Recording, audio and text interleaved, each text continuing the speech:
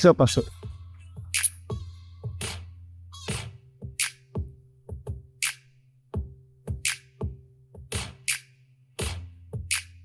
Olá, pessoal. Boa tarde. Estamos no finalmente, tá? Eu vou fazer uma reclamação aqui, porque colocar eu numa ceia dessa depois do Marcelo, do Fred, da Maíra, do Marcos, do Petri, então é uma baita de uma responsabilidade. Eu trouxe um tema um pouco diferente, mas para tentar contextualizar tudo que a gente falou hoje, tudo que nós ouvimos aqui e aprendemos, para um aspecto muito mais técnico e prático, que é o que eu gosto de fazer, que é o que eu gosto de falar. Vou tentar trazer exemplos de dia a dia, mas a ideia é abrir um pouco a mente de vocês para o que a gente consegue fazer com a reforma tributária sob a perspectiva de negócios. Então, como que a gente consegue utilizar tudo isso para trazer negócios, para trazer novos negócios. Então, a minha palestra tem um viés de como trazer a reforma como um todo como oportunidade de negócio. Deixa eu só pôr. Então, esse aqui, todo mundo deve saber o que é esse carro aqui. Esse carro é o Safety Car. E aí eu quero começar minha palestra falando sobre isso. Esse é um marco, a reforma tributária é um marco para todos nós. Estamos todos começando do zero. É claro que quem tem um pouco mais de experiência, quem tem um pouco mais de bagagem, acaba tendo um pouco mais de facilidade para entender tudo que nós ouvimos aqui e colocar isso em prática. Mas isso aqui é a realidade hoje da reforma. Então, nós temos aqui uma reforma que já está vigente, mas que na prática a gente começa a ter os impactos em 26, 27 até 33, depois até 2078. Espero que todos nós estejamos vivos para ver como que vai terminar isso. Mas o que eu queria trazer para vocês é essa analogia de que nós estamos todos começando do zero. Então, tenha essa visão, porque essa visão foi o que mudou minha vida profissional lá em 2002. Então, quando nós tivemos a não cumulatividade do PIS e COFINS. Eu falei no nosso vídeo institucional, a minha carreira mudou muito depois da entrada na KPMG. Por quê? Porque ali foi a hora que eu comecei a entender o que era consultoria, o que era trabalhar, o que eram os impostos, enfim. Não sabia nada, malemar sabia falar, nunca tinha tido um computador, então foi tudo muito difícil. Mas o PIS e COFINS me ajudou muito. Por quê? Porque na KPMG, quando eu entrei em 2002, em dezembro de 2002, veio a vigência da 10.637, tendo a não cumulatividade para o PIS. Depois, lá em fevereiro de 2004, veio a 10.833, iniciando a vigência para COFINS. Então, nós tivemos o PIS-COFINS não cumulativo. De novo, um Safety Car. De novo, eu tinha até pedido para colocar, mas a gente acabou não achando um vídeo legal, mas um começo de prorrogação de uma Copa do Mundo. Zerou todo mundo do zero. Qual que era a grande dificuldade? Eu tinha que ler a lei 50 vezes. O Marcelo lia 2 e entendia tudo. E aí eu ficava enchendo o saco dele para ele me ensinar. Mas eu lia, eu estudei. E esse foi um grande passo na minha carreira, porque na hora que a gente começou a ter os trabalhos, equipe pequena, muitos clientes dentro da KPMG, foi aonde eu consegui, olha, manda o menino lá que ele dá conta. E eu ia, fazia coisa errada, os caras na hora de revisar, eu fui aprendendo. Faz parte. Então, para todos nós, a reforma tributária é isso aqui que eu vivenciei há 22 anos atrás. E eu enxerguei isso lá atrás, talvez não com essa maturidade de hoje, mas, por exemplo, pessoa física também era um assunto que poucos gostavam. E eu comecei a aprender e fiquei apaixonado, é uma coisa que eu gosto muito hoje. Poucos atuam com pessoa física. Eu vejo que a reforma tributária é um grande marco para todos nós iniciarmos. Então, eu tenho um escritório de contabilidade, eu tenho um escritório de consultoria, eu tenho escritório de advocacia, não tenho tributário. Então, eu vou tentar trazer para vocês insights para vocês entenderem e aplicarem isso para o dia a dia de vocês, transformando a reforma em negócios. Só que, para a gente entender todo esse contexto, o que a gente precisa saber? A gente precisa entender como que funciona, pelo menos esse básico. Então, o Marcelo já explicou muito bem, o Petri, todo mundo que falou aqui da reforma falou. Mas, para mim, esse é o básico que a gente tem que entender, que é quando entra em vigor, quando extingue o PIS/COFINS, quando a CBS, quando entra em vigor, é 2026, 2026 a gente vai ter as duas apurações em paralelo, 2027 a gente tem a extinção da CBS, Nós temos em 26 também o começo de 0,1% do IBS. Depois a gente tem uma mudança gradativa e redução do ICMS até lá 2033. Esse é o básico. Além disso, o que a gente precisa entender? A gente precisa entender as diferenças de cenários. Para mim, isso é primordial. Você vai numa reunião, por exemplo, o Marcos. A gente sabe que o Marcos, até falou aqui na palestra dele, ele não é o cara que está atrás do balcão. Ele não está atrás da mesa fazendo. Mas quando ele vai numa reunião com o empresário, ele sabe o que é IBS, o que é CBS, o que é um lucro real, o que é um lucro presumido. Então, esse é o básico.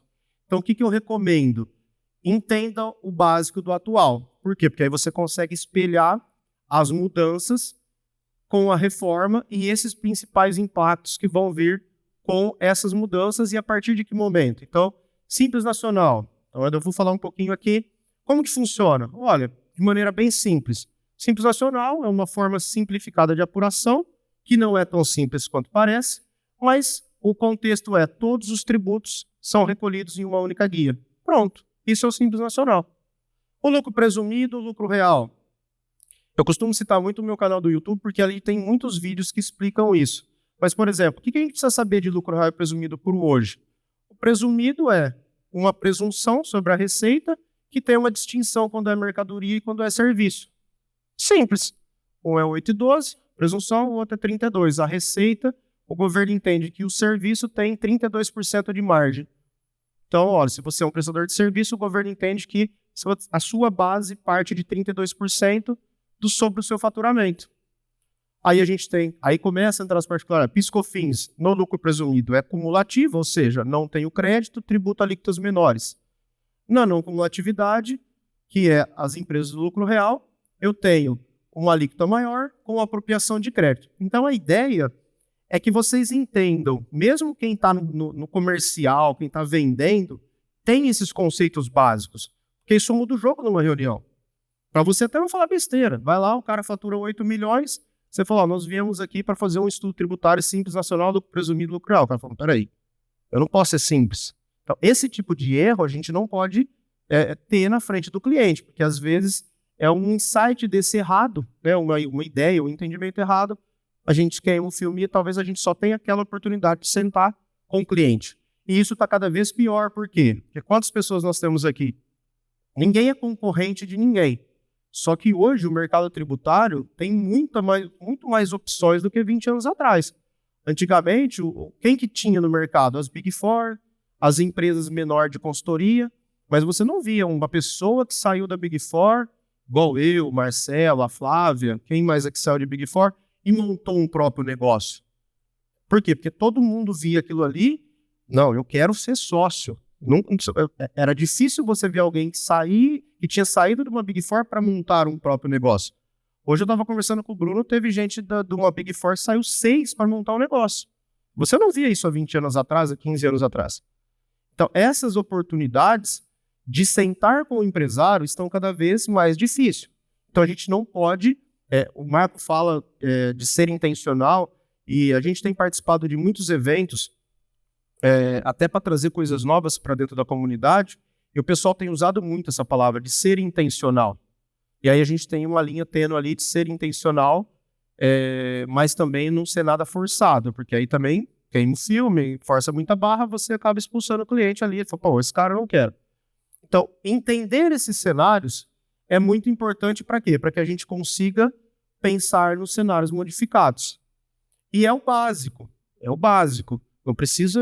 Agora, por exemplo, eu estou com a mão na massa no dia a dia. Eu preciso entender de uma forma mais profunda. Eu preciso entender cálculo, eu preciso mexer no Excel, eu preciso fazer mesmo os estudos. Mas o que eu vejo é quem está no zero, quem está no comercial e quem está mais avançado, isso aqui é muito simples. Mas o que eu quero trazer para vocês é essa ideia de o que a gente consegue fazer para transformar a reforma em negócios de uma maneira bem simples que a gente consiga passar isso para o nosso cliente ou para o nosso possível cliente. Então, por exemplo, quando a gente olha de impactos do Simples Nacional, e aí algumas coisas que eu vou passar, porque o Marcelo já falou bastante, o Petri, mas eu trouxe de forma bem resumida o que eu entendo que é primordial todos terem na ponta da língua. Então, o Simples Nacional. Aonde a gente começa a enxergar que vão chover oportunidades? Porque toda empresa do Simples Nacional vai ter que ter um estudo tributário. E aí ele vai ter que pagar, que hoje ele acha 12, 15, 18 mil muito caro, ele vai ser obrigado a pagar. Talvez ele vai pagar 25, 28.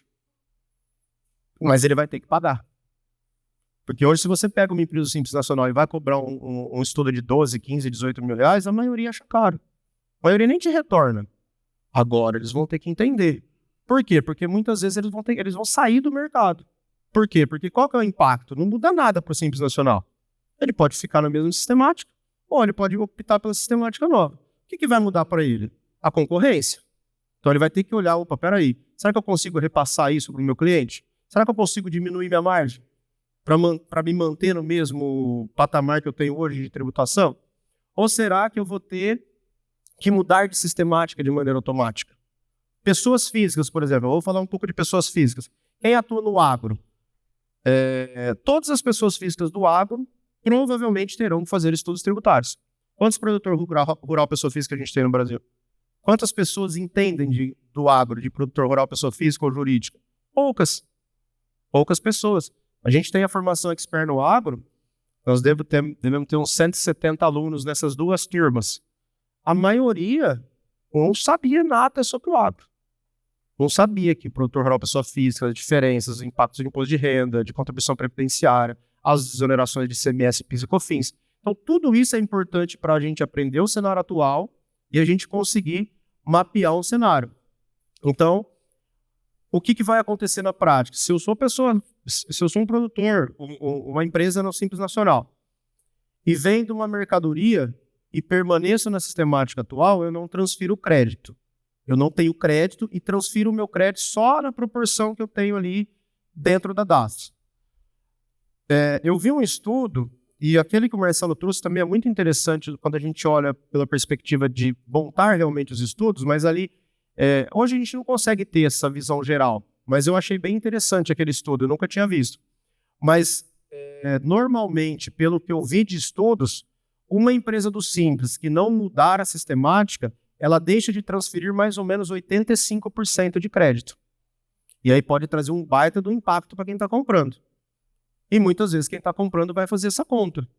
Porque, peraí, como acontece hoje. Hoje a gente tem uma empresa do presumido que presta um serviço ou vende um produto sujeito que está dentro do conceito de insumo, de essencialidade e relevância, ele paga 365 ou paga lá o PIS e COFINS dentro do DAS, e quem está adquirindo apropria 925, porque não é uma não cumulatividade convencional, é uma não cumulatividade diferente.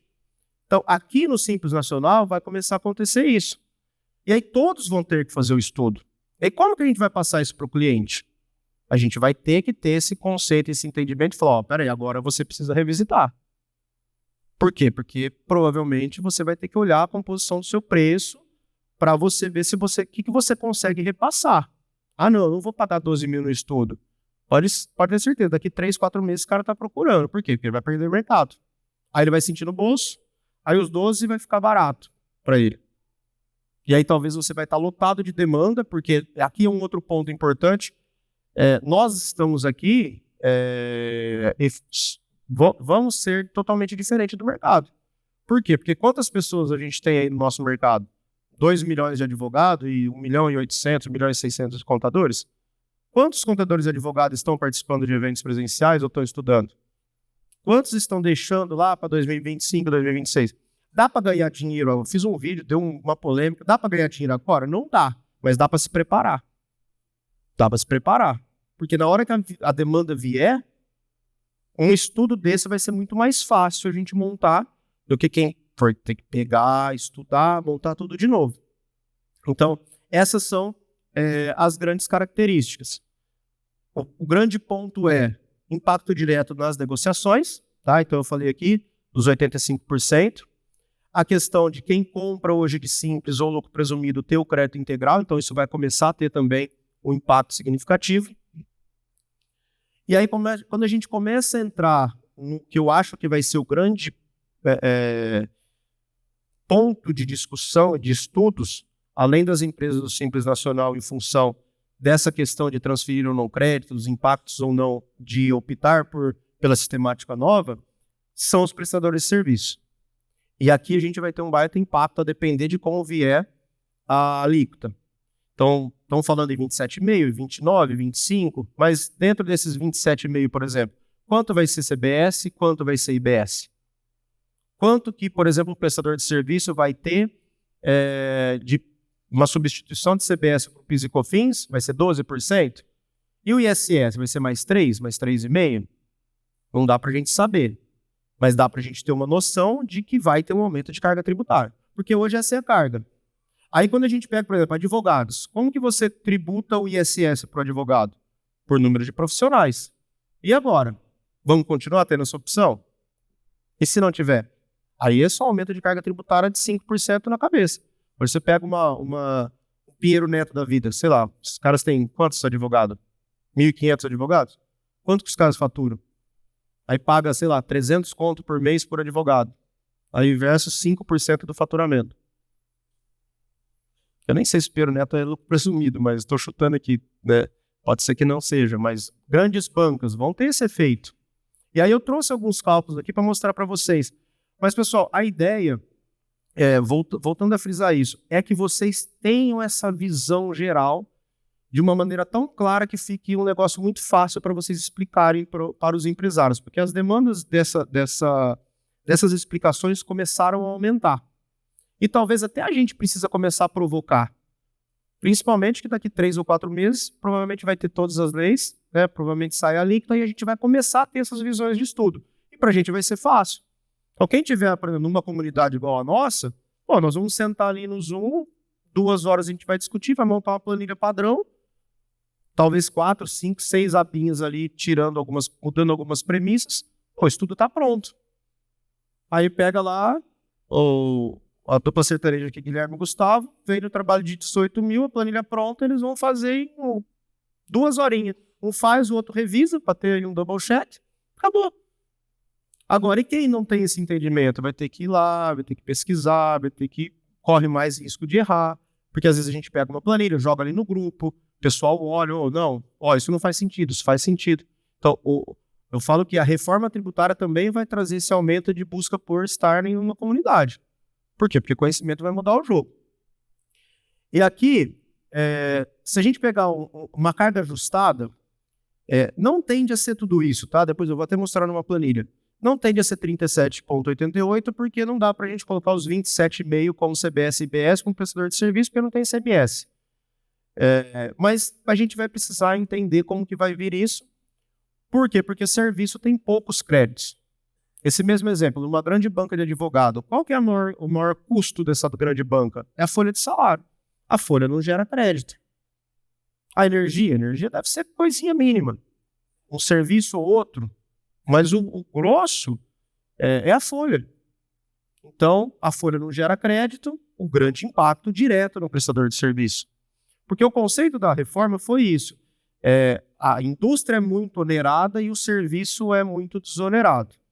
Então, para ter um equilíbrio, a gente diminui a tributação das indústrias e joga isso para o serviço. E aí vai afetar nosso bolso. Aqui todo mundo praticamente é prestador de serviço. E se tiver a tributação dos dividendos? Piorou. Mas aí eu jogo todas as minhas despesas lá dentro. Tá bom, aí a Receita vai lá e falar que isso é pagamento sem causa, você vai ter que pagar 53 e pouco lá com os 35 por dentro. Então não tem jeito. Agora a gente vai ter que começar a fazer estudos. Dependendo sempre, lembrando de como vieram as leis e como vier a alíquota. Então, esse é o grande impacto. E aí eu montei uma planilha, então quem me conhece sabe que eu não sou muito...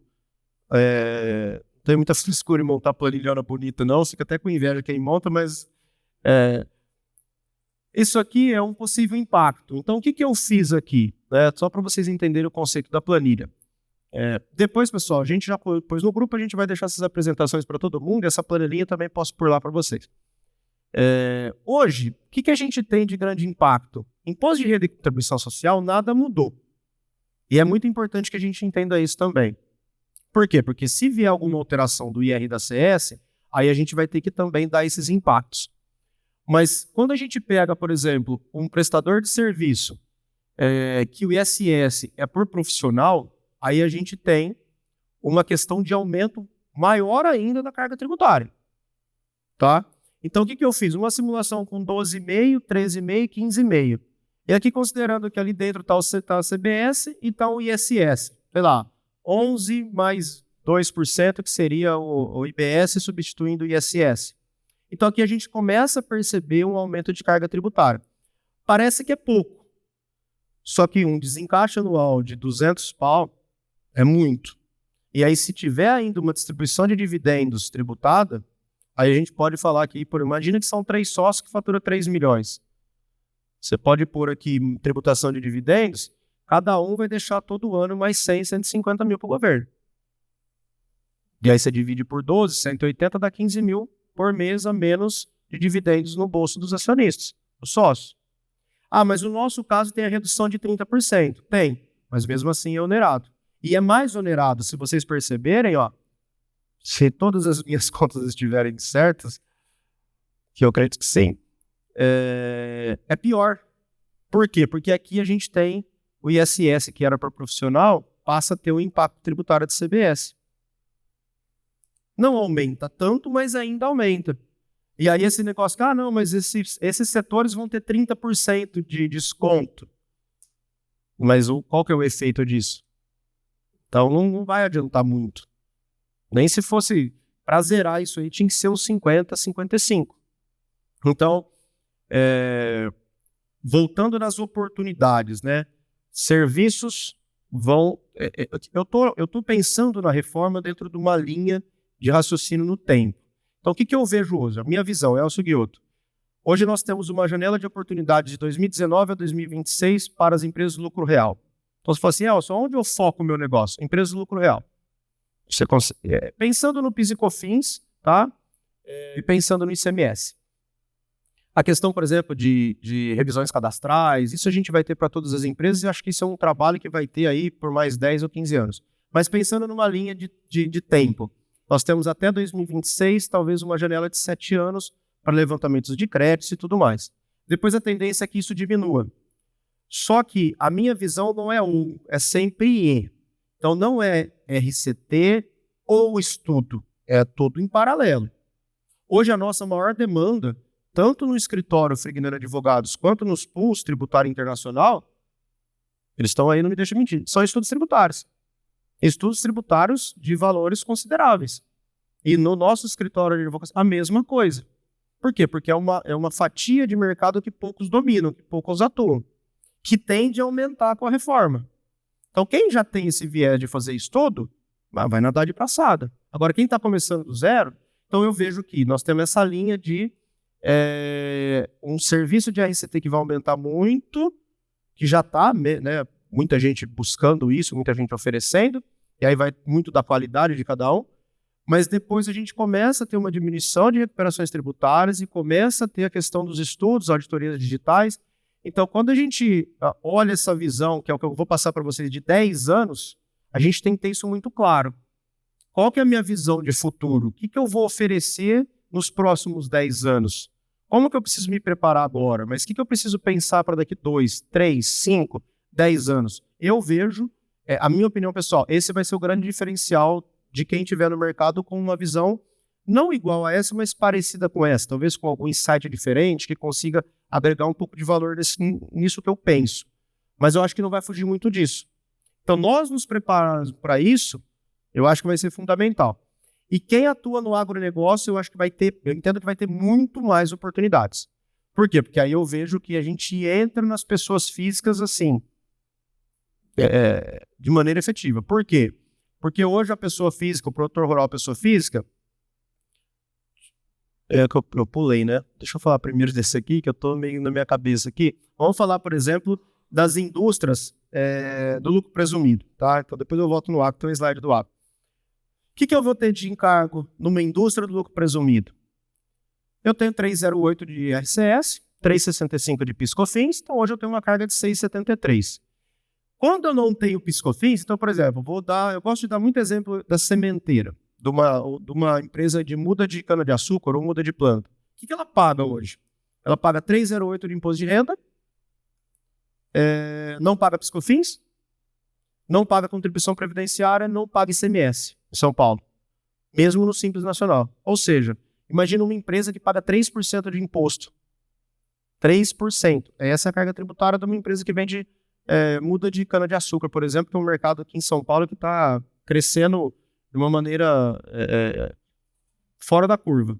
Todo mundo procurando. Por quê? Porque a hora que você vai na indústria canavieira, esse time de plantar e ao invés de comprar a muda, esses 6 meses de diferença, você tem uma baita diferença lá na produtividade. Então o cara compra a muda e ele não precisa esperar esse lapso de tempo para a muda própria formar. Então por isso que o mercado ganhou. E a gente teve um caso, dentro, quem está na comunidade sabe, a gente teve um caso desse, o cara estava pagando no Simples Nacional R$400 mil por ano a mais porque ele estava no Simples ao invés de estar no lucro presumido. Uma empresa que fatura 4 milhões. Pô, 10%. 400 pau, é muita grana. Quando a gente muda isso e vê o agronegócio, é pior ainda. Por quê? Porque hoje a gente tem o agro 308 numa empresa do presumido. É muito difícil a gente ter uma empresa do agro com tudo isso. Mas a gente tem muitos casos de estudo. A gente até estava com um estudo um estudo de uma família que estava na física, que os caras já faturavam 180 milhões, 160 milhões por ano. Então já não pode ser mais presumido, mas mesmo assim dá um baita do impacto. Mas no presumido, vamos imaginar que é um produtor rural, pessoa jurídica, que fature aí 40 milhões por ano. Ele não paga PIS e COFINS, porque grande parte da cadeia do agro está desonerada. Ele paga 308 de IRCS. Ele não paga ICMS, porque a cadeia também, praticamente todos os estados desonerada. Ele paga 2,05 de contribuição previdenciária, uma carga tributária muito baixa. Agora, imagine esse cara que vai começar a pagar CBS e IBS de uma alíquota que pode chegar a 27. Mexe com toda a cadeia, e praticamente toda a cadeia do setor alimentício. Será que a gente vai continuar tendo as desonerações de PIS e COFINS? Não dá para saber. E aqui eu queria falar também um pouco do quê? Das pessoas físicas. Por quê? Porque hoje você pega uma pessoa física do agro, o que ele tem de carga tributária? Ele paga, se ele tiver uma margem alta de lucro, ele paga 5,5%, que são os 20% da presunção, né, 20% sobre 27,5%, então ele paga 5,5% sobre o faturamento. E paga mais a contribuição previdenciária. Então ele tem lá 1,5% de contribuição previdenciária, ele tem 7% de encargo tributário. Ele não paga PIS/COFINS por não ser contribuinte, o ICMS está desonerado.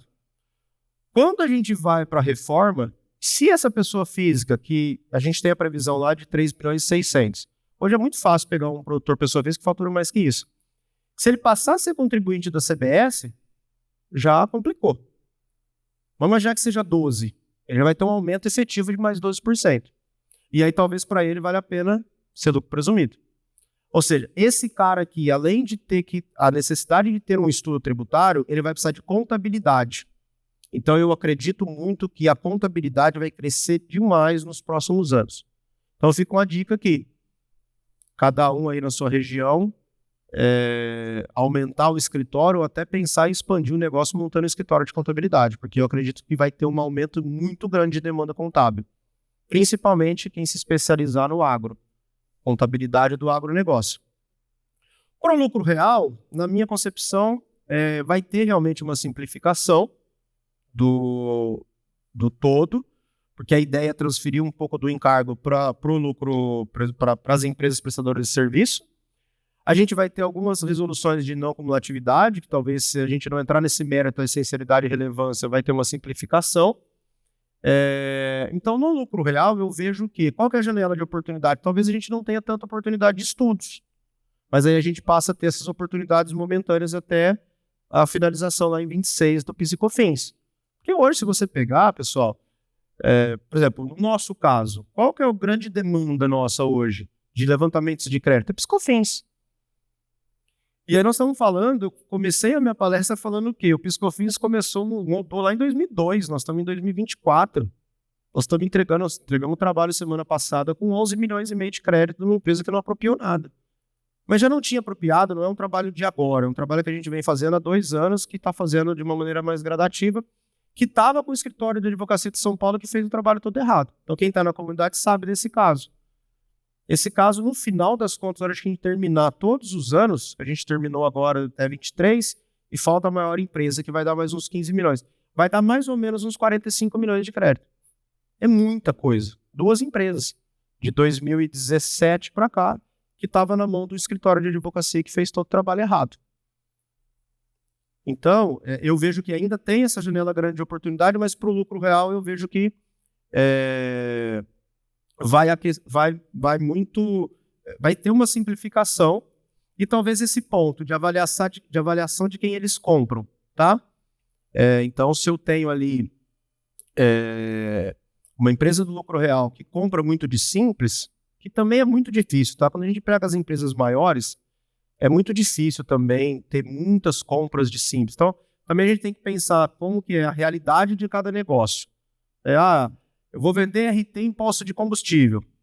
O papel é lindo. Faz lá ICMS-ST de um posto de combustível. Aí o caminhão chega terça-feira à noite, abastece o tanque. O cara vende um monte de combustível na terça-noite. A nota é emitida na quarta de manhã. Aí o estoque gira negativo. Faz lá isso, recuperação do ICMS-ST. Aí, a graça tá aí para não me deixar mentir. Então, tem trabalho que existe no papel, mas não existe na prática. Então, a gente também tem que ter essa maturidade para diferenciar o que estão vendendo para a gente no mercado. Eu acho que vai ter uma questão de utilização de crédito que vai demandar muito de como vier a lei. Então, por exemplo, eu aproprio o crédito PiscoFins sobre imobilizado na medida da depreciação. Mas e aí, como que vai ficar isso depois de 2027? Eu vou apropriar tudo de uma vez ali? Não sei. É para ser. O saldo restante eu apropio, e aí como que eu uso esse crédito? Eu vou deduzir da CBS? Então tem algumas coisas que a gente vai precisar avaliar. E aqui é uma questão que eu tenho chamado muita atenção por conta de muitos trabalhos de exclusão de CMS da base de PiscoFins que foram feitos, mas não tiveram efeito econômico. O que eu quero dizer com isso? Teve muitas pessoas que fizeram um trabalho de exclusão de CMS numa empresa que só acumulava crédito. Então vamos imaginar que uma empresa, a margem de lucro dela é 8% e o ICMS é 12%. Ou seja, o efeito da exclusão do ICMS é maior do que a margem de lucro. Então, sempre vai acumular crédito. E a maioria do mercado fez o quê? Para que eu vou fazer um trabalho?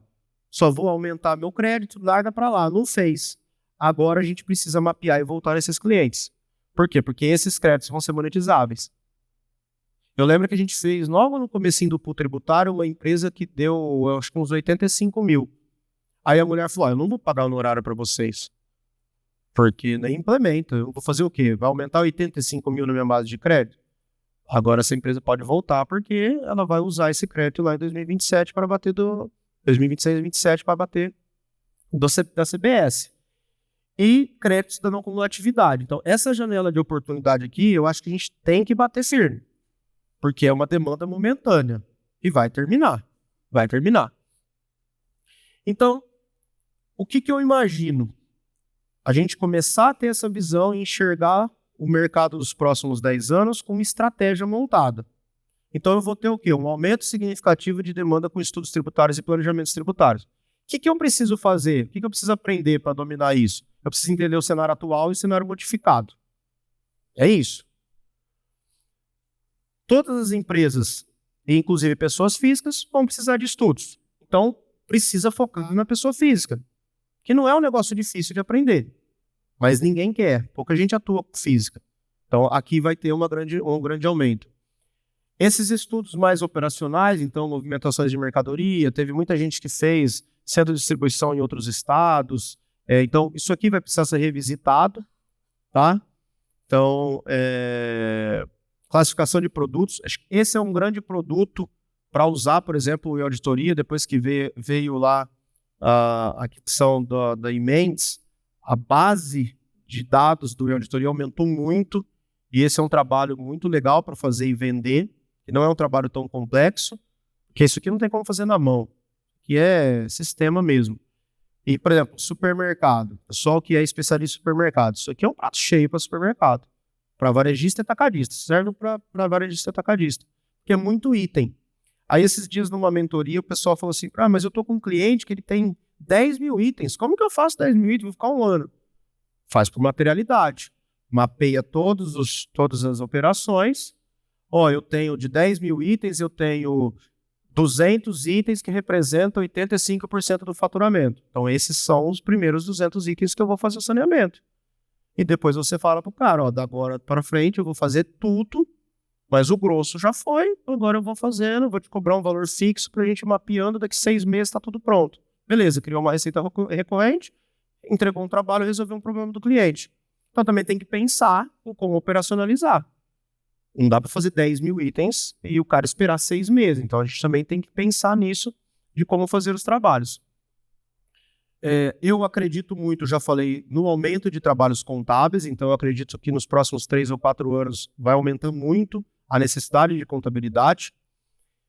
Não sei como que vai vir a distribuição, a tributação de distribuição de dividendos, mas pode ter talvez algum peguinho, como já existe hoje para MEI e para Simples Nacional, de distribuir dividendos tendo a contabilidade.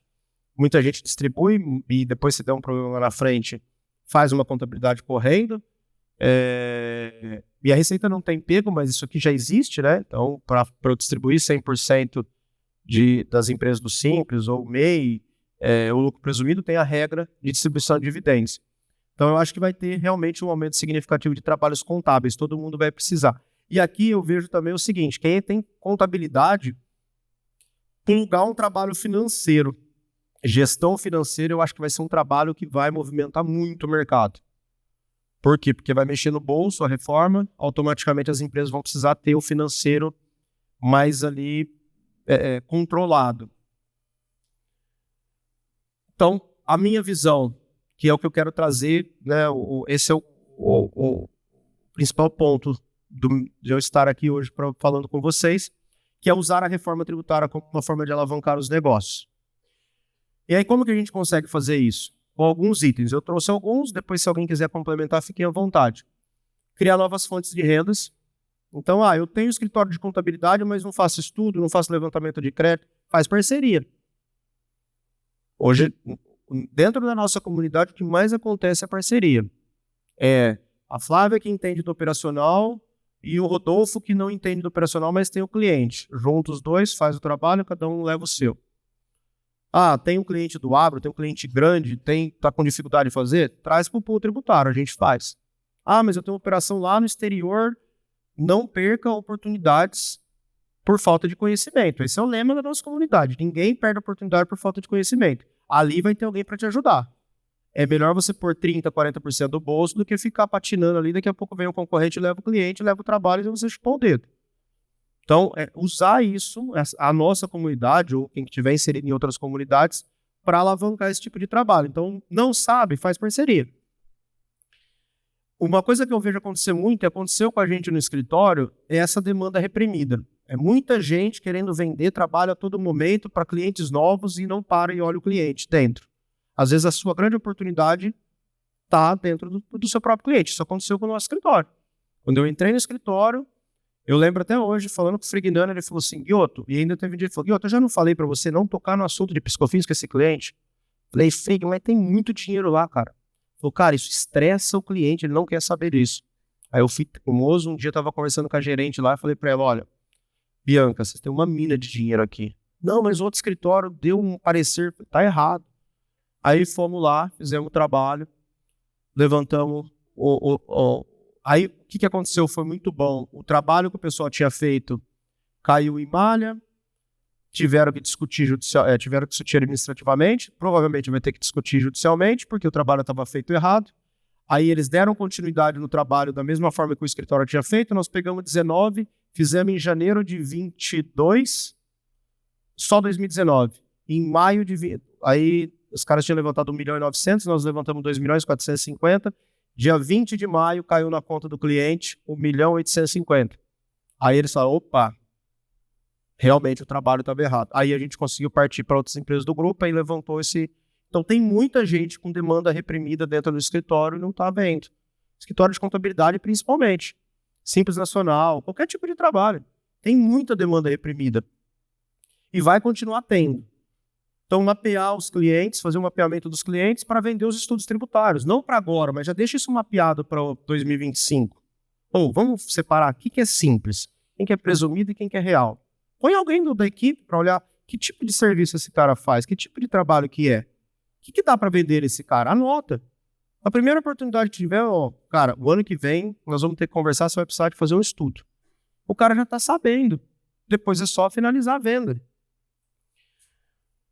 Outra coisa, nós vamos ter muita procura de de empresas procurando escritórios para falar sobre a reforma tributária. E aqui é uma forma de você, através de indicações, através de marketing, manutenção de outras áreas do escritório, usando a reforma. Como? O cara está procurando. Ou é um cliente interno. Você vai ali, vai oferecer para o cara um trabalho de reforma e tal, um estudo. Automaticamente você vai trazendo outras áreas, vai fomentando esse relacionamento com o cliente. Por isso que a gente gosta muito da assessoria permanente. Porque a assessoria permanente a gente está sempre ali no cliente. O cliente paga uma mensalidade, deu um probleminha, teve uma oportunidade nova, ele pode até pedir orçamento para outros clientes, para outras empresas. Mas ele vai pedir para a gente, porque nós estamos ali dentro do cliente. E na maioria das vezes ele vai falar, ó, Gustavo me cobrou 40, a Dani me cobrou 70, cara, manda uma proposta de 50 que a gente fecha com você. Isso acontece muito, porque é relacionamento. A venda é relacionamento. E aí... Travou. Agora foi. Deixa eu ver se não passou nada. E aquilo que eu falei, a visão do futuro. A gente tem essa visão do futuro, mas já começando agora, mapeando tudo para daqui 10 anos. Porque eu falo, a gente está entrando numa era de oportunidades, assim, gigantesca. Que eu não vi, mas olhando pelo retrovisor, foi o que aconteceu em 2002, 2004. Eu lembro que em 2006, 2005 ou 2006, nós fizemos um trabalho no Grupo Santa Elisa aqui, no levantamento de crédito PiscoFins. Nós levantamos 46 milhões de crédito. E foi engraçado porque a Santa Elisa não tinha pago o PiscoFins do álcool durante 18 meses. Nós fizemos um trabalho, eles não tinham declarado nada no CTF, mas a gente sabia que não tinha sido pago. Não era do álcool, era do açúcar, porque eles tinham um contrato grande com a Coca-Cola. A Santa Elisa era um fornecedor de açúcar da Coca-Cola. E aí, quando a gente refez o trabalho, a gente acabou só zerando, ficou zerado mesmo no CTF, e a gente fez todo esse movimento do crédito. Eu lembro que na época a KPMG era a consultoria tributária e a PwC era a auditoria contábil. E aí, eu sei, porque eu tinha um amigo que era lá dentro da PwC, deu um murmurinho, falou, pô, nós estamos aqui auditando o cliente, por que a gente não viu essa demanda? E os caras aqui viram. Aí o que eles fizeram? Aí eu fiz um monte de reunião, eu lembro até hoje, com a gerente da PwC, e questionando o trabalho e tal, mas que aí eu percebi que eles estavam fazendo. Eles pegaram o nosso trabalho e venderam dentro da São Martim. O mesmo trabalho, levantaram milhões de crédito lá dentro. Usaram estratégia, oportunidade. Então, isso veio desde lá de trás, imagina, 2004, 2005, 2006, nós estamos levantando crédito até hoje. Imagina se a gente tivesse tido essa visão de futuro lá em 2010, pensando, nossa, o trabalho top vai ser levantamento de crédito PiscoFins. Muita gente está vendo isso hoje, em 2024, ano passado, 2023, que está entrando no mercado agora. É um mercado de 20 anos. E aí, pessoal, contextualizando todo o projeto nosso em relação a ter esse conhecimento técnico e prático diferenciado, pensando nessa visão de futuro, o que a gente tem desenvolvido dentro da nossa comunidade? A gente tem desenvolvido um projeto de focar em pilares essenciais para a gente ter manutenções e continuidades dos processos e a gente conseguir vender para o nosso cliente o nosso melhor produto e vender aquela nossa autoridade do cliente falar, não, eu estou aqui com o Marcos, com o Daniel, estou sendo muito bem servido, estou sendo muito bem atendido, estou com o Marcel, não preciso buscar outro prestador de serviço. E muito disso que a gente tem trazido dentro do projeto, a gente tem buscado sempre fazer tudo focado em cumprimento de princípios. Então, isso para as nossas tomadas de decisão é muito importante. Se algo vai contra o seu princípio, você não vai fazer. E aí é uma parceria errada, é um trabalho que, vamos pagar uma bola para o diretor da empresa contratar a gente. Isso está contra o princípio, não tem como. Mas é €1 milhão de honorário, não tem problema. Lá na frente você vai achar uma outra forma de faturar. Então, a gente tem procurado colocar os nossos projetos em pilares essenciais, não só no conhecimento técnico e prático que traz toda essa autoridade. Eu sou muito suspeito em falar isso, porque para mim o grande divisor de águas da minha carreira foi sempre o conhecimento técnico e prático, mas eu percebi os últimos 4 ou 5 anos quanto que faltou os outros pilares na minha vida, e é isso que a gente tem buscado, tanto desenvolvimento eu, a Janaína, com os nossos filhos, quanto dentro da nossa família tributária, que é o que a gente tem na nossa comunidade. Desenvolvimento de competências emocionais e comportamentais. Então, todas as nossas ações falam muito sobre os nossos posicionamentos, tá? E a vivência em comunidade. Então, quando a gente se relaciona, quando a gente está dentro de uma comunidade como a nossa, com mais de 125 pessoas, a gente vai sempre mais longe, porque sempre tem alguém com insight diferente, com uma ideia diferente, com um trabalho diferente, e aí todo mundo ganha. Eu vejo, hoje mesmo estava conversando com o Daniel ali, ele falando que ele está fazendo um trabalho com outro mentorado. Daniel tinha demanda, o cara tem mais expertise ali do mexer nos SPETs e tal, que pesa o Daniel também saber fazer, mas é muito mais rápido. Fez a parceria, vendeu o trabalho, está dando certo. Então, da onde veio isso? Dos relacionamentos. Aí a gente sempre vai muito mais longe quando a gente tem esses pilares essenciais aqui, que é o que a gente entende. Isso aqui, não estou falando que isso é o mais certo do mundo, mas é o que a gente pauta nos nossos projetos, a gente tem pautado nos últimos 2 anos. E pensando nisso, nós desenvolvemos um produto. O ano passado nós já tivemos a primeira imersão. Esse ano nós teremos novamente a imersão Tributarista 360, que é a junção de todos esses pilares essenciais. A gente tem estudado muito, a gente colocou como meta o ano passado, quando a gente lançou esse produto, estarmos em outros ambientes para aprender e trazer muita coisa para a nossa comunidade, que é a visão de ser um profissional 360, que é pensar família, saúde, projetos, dinheiro, todos esses pilares essenciais juntos para que a gente consiga ir sempre mais longe e desenvolver aí a nossa vida de uma maneira bem mais tranquila e mais simples.